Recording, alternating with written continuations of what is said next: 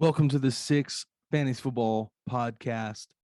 We got an awesome show for you today. We're going to be talking about some NFL news, keeper discussion, and running back rankings. We had hoped to do a draft, but unfortunately my co-host is not here. So you're just getting me again today. So sit back, relax, and get ready for some awesome fantasy football content. Welcome to the Six Fantasy Football Podcast with your hosts, Zach Schaefer and Jeremy Flores.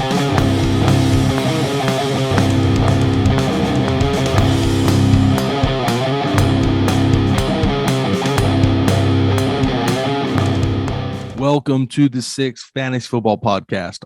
I am your host, Zach Schaefer. Not with me today is my co-host, Jeremy Flores. He had a continuous stream of unforeseen circumstances that did not allow him to be on the show this week. So I'm going to tackle it by myself. So let's get into the NFL news of the day. NFL news of the day. First NFL news, Deshaun Watson receiving, that's not the right word. That's not the word I want to use. Deshaun Watson is being sued by a 24th victim. This comes after his lawyer went on a Houston radio show to say, and it's something I don't even want to repeat because it's so disgusting. We try to keep this family friendly, truly disgusting on the end of Deshaun Watson's lawyer. And I'm appalled. And here's the thing: we as a league, we've talked about this. If we had a lawyer and we were dealing with stuff like this, and this lawyer came out and said what he said, that lawyer would be gone. It's an absolute joke. He's spitting in the face of these women who, err on the side of them telling the truth, are struggling, and they're dealing with something that I don't think any person should ever have to go through. And what Deshaun Watson did, if found guilty, is truly disgusting. And you know what? I put out a tweet this week. I said anything less than an 8-game suspension is a joke. And you know what? I'm going to go on record here to say anything less than a 1-year suspension is a joke. Think about suspensions in the past few years. Zeke Elliott, 6 games for domestic violence. I believe that was the case. You got Julian Edelman, 4 games for PEDs. Ray Rice, wasn't that 4 games for domestic violence? Like, the NFL needs to prove that it takes this kind of stuff seriously. It has to prove, this has to set the precedent of we as an organization, as a business, take domestic and sexual assault seriously. Anything less than a 1 game, like Calvin Ridley got one year for gambling on games that he was not participating in. So if you're telling me Deshaun Watson, who has 24 lawsuits, let's say these are true, and he doesn't get a year, that's a joke. You've set the precedent that what Calvin Ridley did was wrong enough to suspend him for a year. You have to say the same thing to Deshaun Watson. What he did is a year. I'd be okay if he never played again. If all this is true, I'd be okay if he never played a down in football again. Now we get into Ryan Fitzmagic retiring after 17 years in the league. Dude was so much fun to watch towards the end of his career, especially that Fitzmagic portion when he was with the Buccaneers. Last year was a bummer because he dealt with injury all season, played 6 snaps and then was gone. I love Ryan Fitzpatrick, and I'm so happy that he's going to be in the booth this season, but I'm bummed to see him go.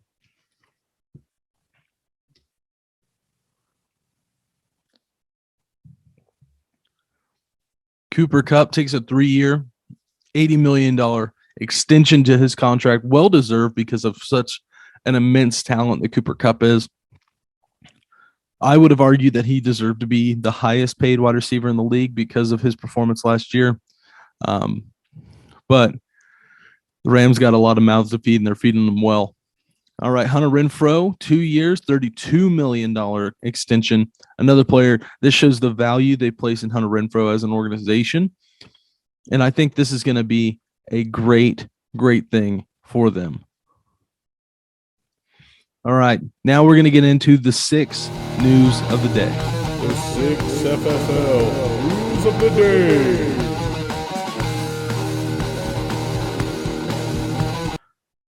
All right, 6 news of the day. We've got Bush did 9/11 and Defakwe Tribe have agreed to a trade, and this trade sends Dalvin Cook from Bush did 9/11 to Defakwe Tribe along with a 2nd-round pick. And then Defakwe Tribe sends Justin Jefferson and a 9th-round pick. And here's the thing you have to notice about this.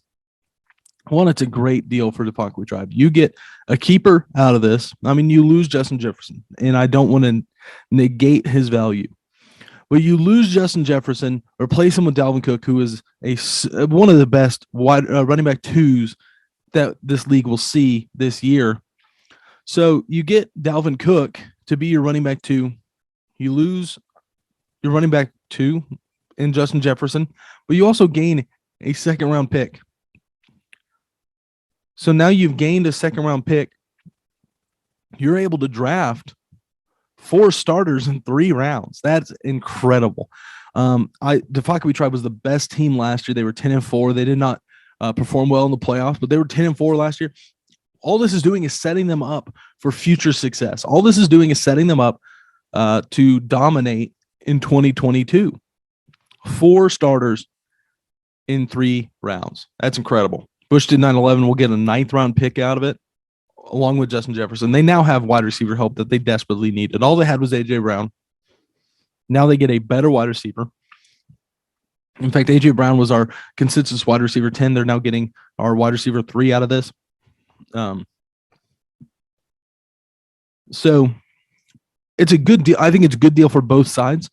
But the 2nd-round pick and really the 9th-round pick is what gave Bush did 9/11 the loss. They could have probably gotten a 5th or 6th for it, but instead they went with the 9th because they were so desperate to get Justin Jefferson, because they were so desperate to get an LSU boy, and that's what they wanted. They wanted. My understanding, my sources had said they had reached out to the Mighty Bucks about Jamar Chase as well. They wanted both of them.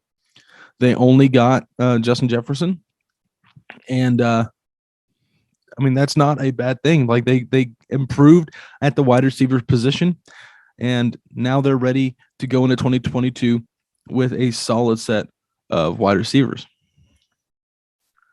Another bit of Bush did 9/11 news. They've relocated from Louisville, Kentucky. We talked about this on the last episode, that they might be moving either to California or North Carolina, and it is officially Charlotte, North Carolina, where they are moving. They've moved there this last week or so, and getting settled in and getting the new stadium built, All right. We're going to take a quick break, and then we're going to get into keeper discussion. We want to thank you for listening to the 6 FFL podcast. Today's episode is sponsored by the 6 FFL store through Redbubble. We have team merch for all teams, not just team, as well as championship gear, playoff gear, and much, much more. Stickers, t-shirts, hoodies, and anything you can imagine, all on the 6 FFL store. The 6 FFL store helps us keep going, keeps this podcast going, and keeps our league going. So go grab some merch and support us today. All right, welcome back. We're going to get into keeper discussion. Last episode, we talked about the Mighty Bucks team and Defakwe Tribe. This week, we're going to be talking about Jayhawks, who finished 4th place, the Blintzes, who finished 5th, and Bush did 9/11, who finished in last place. So we're going to start with Jayhawks. And here's the thing. I'm going to be pretty clear about this. I'm not going to give any predictions on who I'm keeping. I'm not going to give my league mates any inclination on what's going on. They have a pretty good idea about 3 out of 4 of them. I'm not going to give them any leeway that way. I want this to be a surprise. In fact, we do have a little bit of a not spoiler video, a hype video. Just keeping that, and we'll show that here in a second. But just to keep everybody on their toes about who we're keeping. But I promise you, I don't think you know who it is. I don't think, if you think you know who it is, you probably don't. But let's read the roster, and then we will show the promo video, and then we'll get into the other two teams. The roster is Lamar Jackson, Russell Wilson, and Gardner Minshew as the three quarterbacks. Wide receivers, Tyreek Hill, Hunter Renfrow, CeeDee Lamb, T. Higgins, Mike Williams, Brandon Ayuk, Michael Thomas. Running backs, Derrick Henry, Jonathan Taylor, Austin Eckler, Cam Akers, Miles Sanders, and David Montgomery. And tight ends, Rob Gronkowski and Kyle Pitts. Now, let's get into the hype video.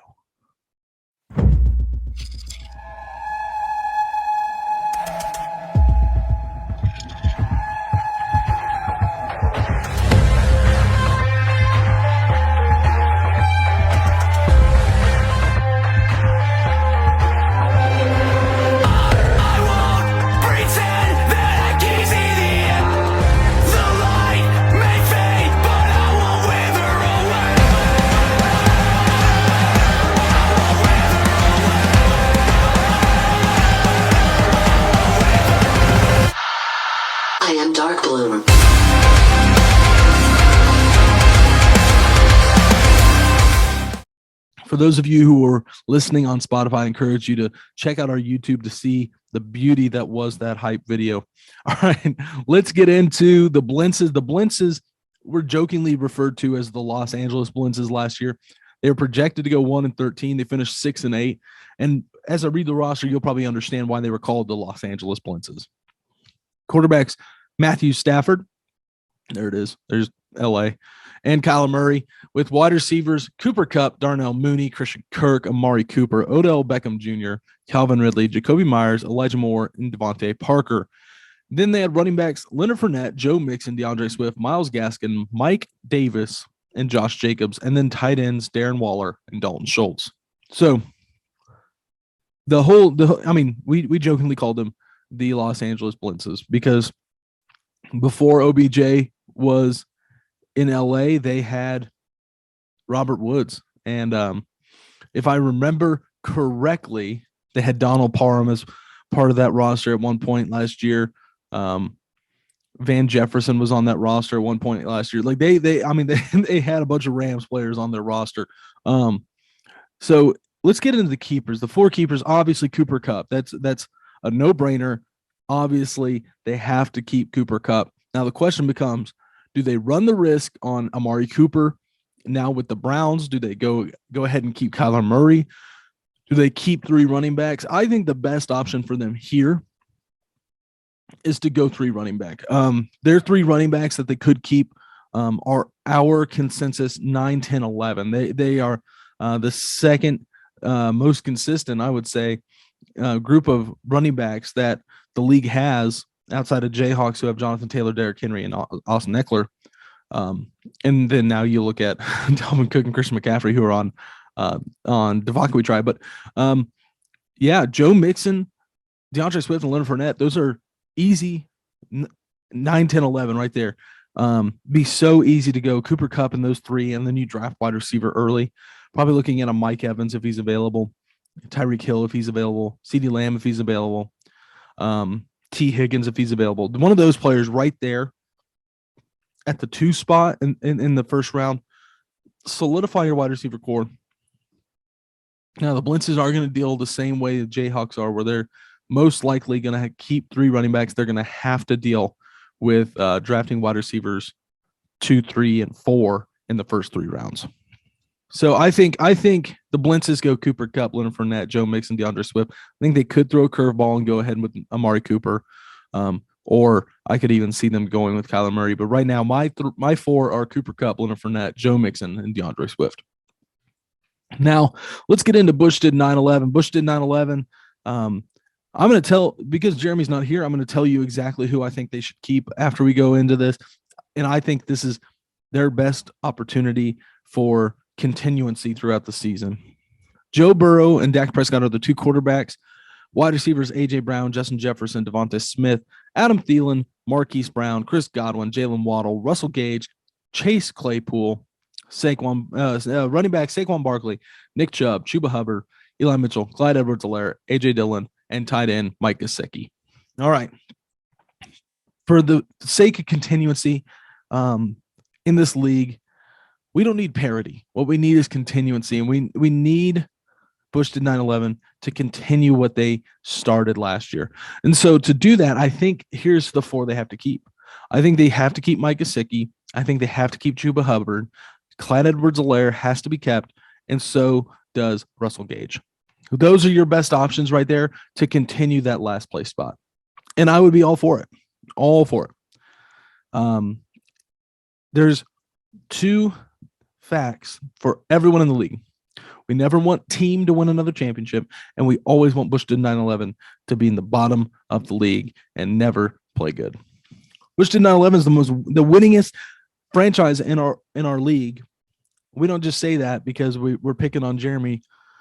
I mean, we do at the same time, but that's not the reason we're saying that. We're saying that because they are the winningest team in the league. Now, the rest of the league is pretty close in total wins, but we'd be okay if that total win number dropped out of record. No, what I think is going to happen, I think A.J. Brown, Justin Jefferson are locks, and I think it's Saquon Barkley and Nick Chubb. I think those are the players that will be kept 100%, 110%. That's no doubt in my mind. That's who they are keeping.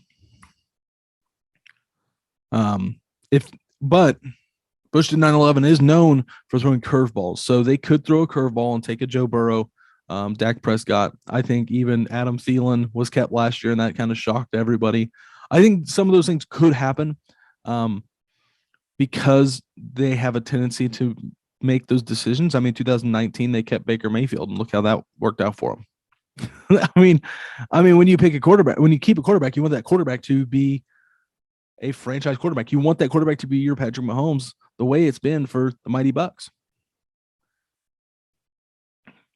I don't think Baker Mayfield turned out to be that for them. And so we're going to see what happens, but I definitely think the four locks are A.J. Brown, Justin Jefferson, Saquon Barkley, and Nick Chubb.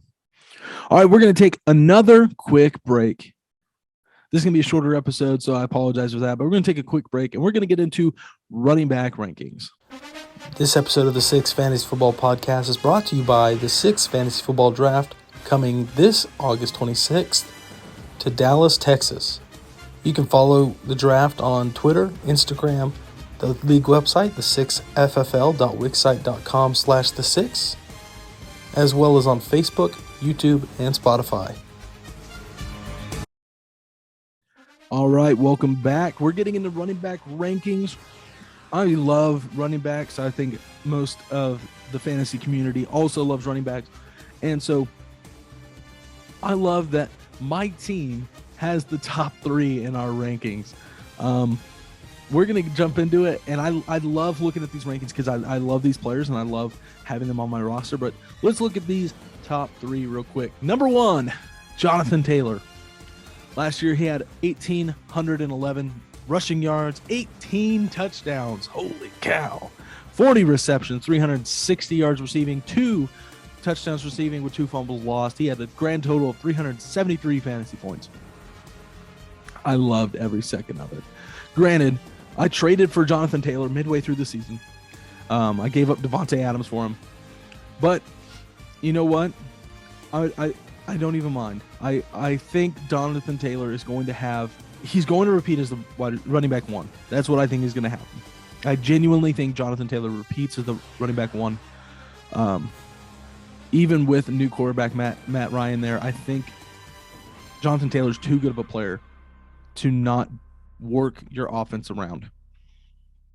Next, we have Derrick Henry, 937 yards, 10 touchdowns, 18 receptions, 154 yards, no receiving touchdowns, no fumbles, had 193 fantasy points, did have a season-ending injury there.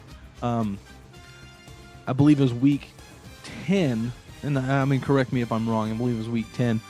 So definitely dealt with injury, broke his foot. He was out until the playoffs, and that was a huge bummer. I loved having Derrick. I love Derrick Henry. Derrick Henry is one of my favorite players in the NFL right now. And so, am I worried about his injury last year? Yes and no. I think Derrick Henry is going to bounce back. I do think that we're going to begin to see a trend with Derrick Henry in the downward direction because of his age and now dealing with that injury. That's a definite fear of mine. There's a reason I traded for Jonathan Taylor in the midway through the season. It was because I needed to replace Derrick Henry to keep my playoff hopes alive.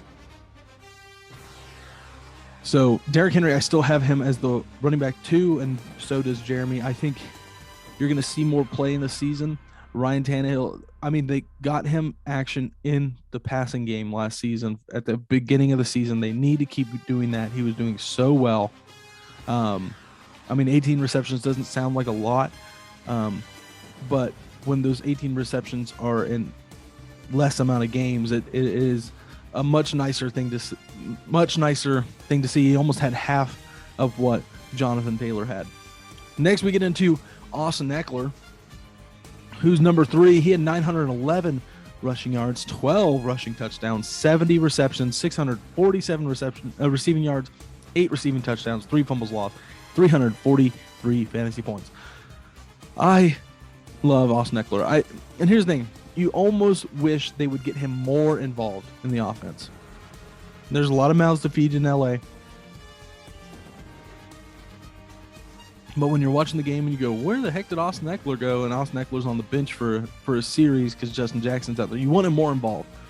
Austin Eckler, phenomenal player last year. That was he had as many touchdowns as Jonathan Taylor, and half the rushing yards, man. But almost double the receiving yards. It was a great season for Austin Eckler. I hope this trend continues. I hope to continue to see him trending upward, especially in PPR. He's such a phenomenal PPR threat. He loves fantasy football, and he loves getting stats for us. Next on our rankings is Dalvin Cook. We have him at number 4.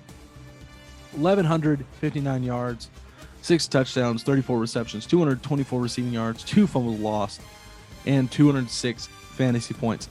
So Dalvin Cook, he's someone that I tend to almost forget about. And it's not because he's a bad player. It's because he's been so hurt so much that's something that I tend to forget about.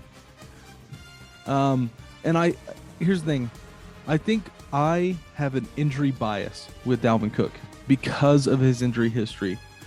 I mean, he's done a good job at staying healthy in recent years, but you have that injury history where you almost stay biased. And that I feel like I'm in that boat where I think of him as hurt. And I shouldn't think of him as hurt. I need to think of him as the true running back 1 that he is, and running back 1 that is extremely talented and can kill defenses, can kill fantasy teams because he is lighting you up, and kill them in the good way. Like Defaku Tribe got a beast. That's what I'm saying. If he can get those touchdown numbers up, holy cow, look out the rest of the world. All right, number 5, we have some disparity on this.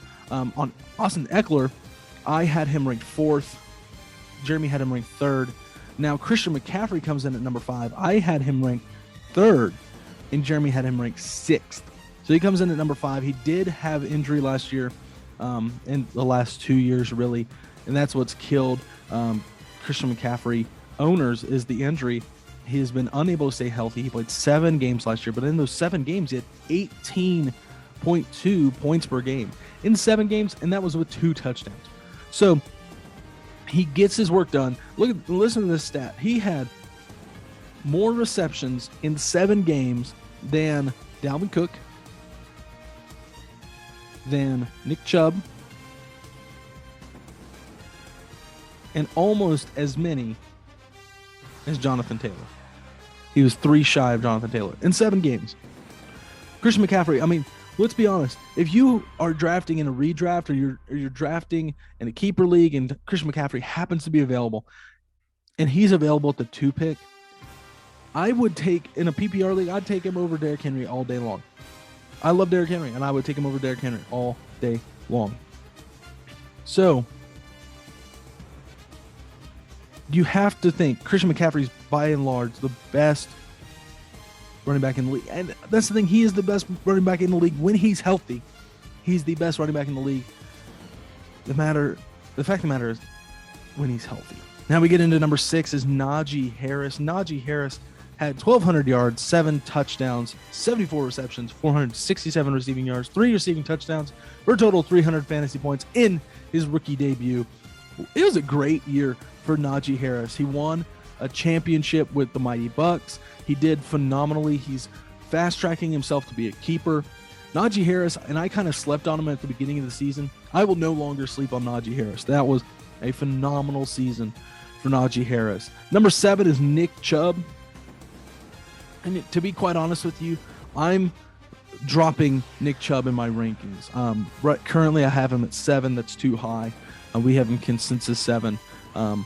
I will be dropping him in my rankings. I'm dropping him dependent on Deshaun Watson. Deshaun Watson situation. With Deshaun Watson, I think he's going to be a little bit better without less involvement in the passing game. 1,259 yards, 8 touchdowns, 20 receptions, 174 receiving yards, 1 receiving touchdown, 1 fumble lost last season. Nick Chubb is a really, really good running back, but I would rather have someone like Javonte Williams than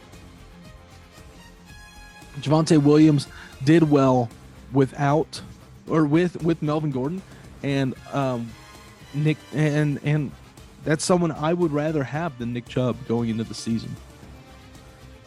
That's me personally. I know not everybody agrees with that. Jeremy certainly wouldn't agree with that, but that's how I feel about Javonte Williams this season.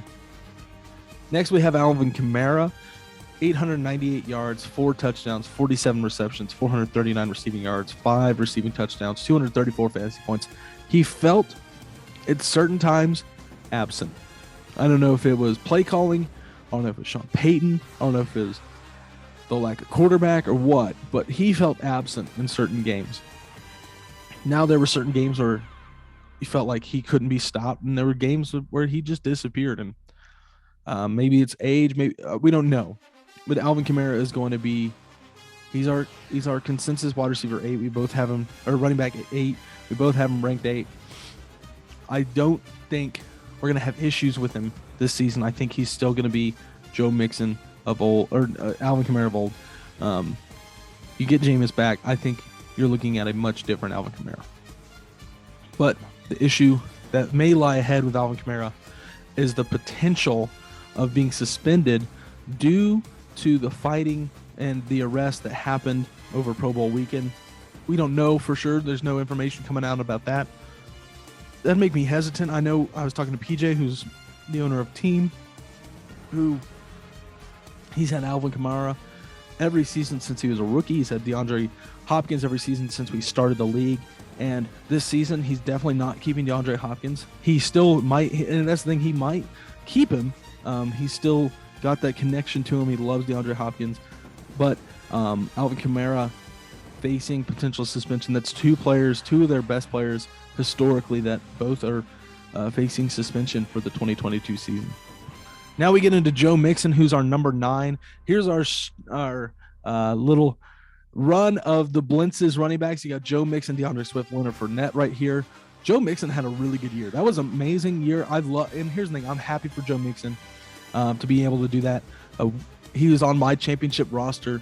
Joe Mixon is such an incredible running back. 1,205 yards, 13 touchdowns, 42 receptions, 467 receiving yards, 3 receiving touchdowns, 1 fumble lost, 287 fantasy points. He played like a running back 1, and it was so awesome to see him get back into the old form he was in 2019, 2018. Joe Mixon, there's a lot of, we talked about this last episode, there's a lot of mouths to feed on the Cincinnati offense. Joe Mixon's one of them, but I think they keep feeding him. Love his work in the passing game. That helps so much, and we're going to get into two more awesome passing and receiving running backs. So the next one's DeAndre Swift, who he did deal with injury midway through the season. He had 617 yards, 5 touchdowns, 62 receptions, 452 yards. So he had 20 more receptions than Joe Mixon with 15 less yards than Joe Mixon. And that's crazy to me. He had 2 receiving touchdowns. DeAndre Swift I'm excited to see what he has going on in the future as a part of this Lions offense.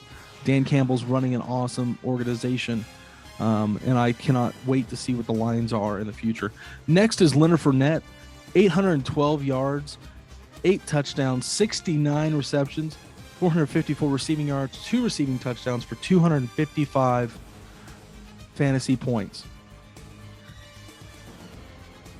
Leonard Fournette had an awesome season last season, and it was awesome to see those receptions had just increased. He had 7 more receptions than DeAndre Swift and only 2 more yards than DeAndre Swift receiving.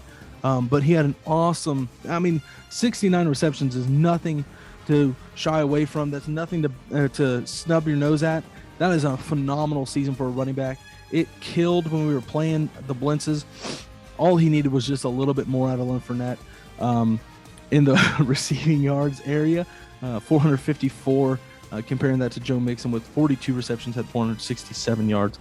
Now we get into Javonte Williams. He had 903 rushing yards, 4 touchdowns, 43 receptions, 316 yards, 3 receiving touchdowns, and all that with Melvin Gordon still on the team. And you know what? That was something that we were talking about.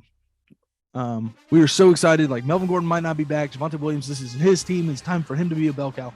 It's time for him to go off. And then, no, Melvin Gordon's back with the Broncos. But don't worry about that. Javonte Williams is a awesome running back.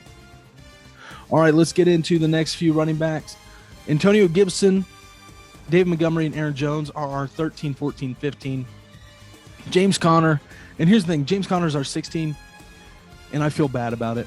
I do. He had such a great year with Arizona, but the way my stats just lined up, he's our wide receiver or running back 16. Ezekiel Elliott, Elijah Mitchell, Saquon Barkley, and Cam Akers come in as our 17, 18, 19, and 20. 21 is J.K. Dobbins. 22 is Josh Jacobs. Breece Hall, the rookie, comes in at 23. Damian Harris, Travis Etienne, A.J. Dillon, Clyde Edwards-Helaire, Rashad Penny, Kareem Hunt, Michael Carter, Miles Sanders, and Tony Pollard. Those are our top 32 running backs. Stick with us next time. We are going to be having a little bit more fun. We're going to be doing a logo draft. We might be doing a mock draft. We got our tight end rankings coming up. Stay tuned for our next episode. Be on the lookout. Thank you for listening to another edition of the 6 Fantasy Football Podcast. Don't forget to follow us on Twitter @6FFL.